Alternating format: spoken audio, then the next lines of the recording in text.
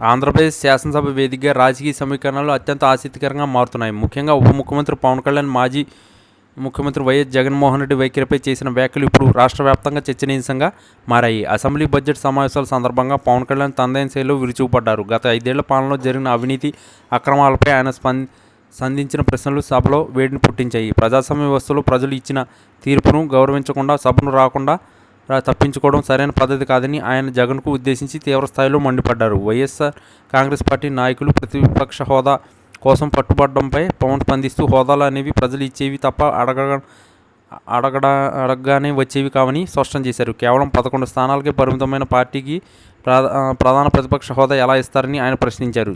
చట్టసభలకు వచ్చిన ప్రజా సమస్యలపై చర్చించాల్సింది పోయి మైక్ ఇస్తేనే వస్తామంటూ లేదా హోదా ఇస్తేనే అడుగు పెడతామనడం బాధ్యతారహితమని ఆయన విమర్శించారు. ముఖ్యమంత్రి చంద్రబాబు నాయుడు నేతృత్వంలోని కూటమి ప్రభుత్వం రాష్ట్ర అభివృద్ధి కోసం అహర్నిశలు శ్రమిస్తుంటే గత పాలకులు మాత్రం అడ్డంకులు సృష్టించే ప్రయత్నం చేస్తున్నారని పవన్ ఆరోపించారు. ముఖ్యంగా పంచాయతీరాజ్ మరియు గ్రామీణాభివృద్ధి శాఖలో జరిగిన నిధుల మళ్లింపుపై ఆయన శ్వేతపత్రం తరహాలో ఘాటు విమర్శలు చేశారు.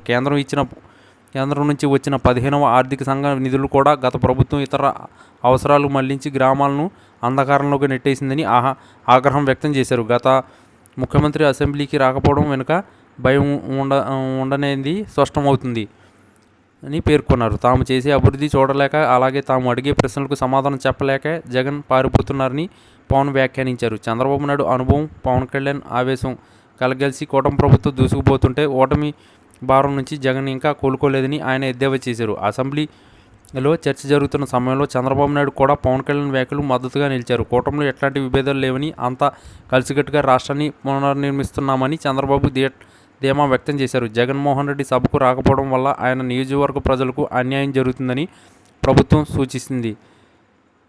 పవన్ కళ్యాణ్ తన ప్రసంగంలో తిరుమల లడ్డు కల్తీ వ్యవహారం నుంచి మొదలుకొని ఇసుక మద్యం మాఫియా వరకు ప్రతి అంశాన్ని ప్రస్తావించారు. తప్పు చేసిన వారు చట్టం నుంచి తప్పించుకోలేరని, ఖచ్చితంగా శిక్ష అనుభవిస్తారని హెచ్చరించారు. ఈ పరిణామాలు గమనిస్తుంటే రాబోయే రోజుల్లో ఏపీ రాజకీయాలు మరిన్ని మలుపులు తిరిగే అవకాశం కనిపిస్తుంది. పవన్ చేసిన ఈ సీరియస్ కామెంట్ సోషల్ మీడియాలో వైరల్ అవుతుండగా జనసేన మరియు టీడీపీ శ్రేణుల్లో కొత్త ఉత్సాహాన్ని నింపుతున్నాయి. మొత్తానికి అసెంబ్లీ వేదికగా పవన్ కళ్యాణ్ చేసిన ఈ విమర్శలు జగన్మోహన్ రెడ్డి రాజకీయ భవిష్యత్తుపై మరియు వైసీపీ ఉనికిపై పెద్ద ఎత్తున చర్చకు దారితీస్తున్నాయి.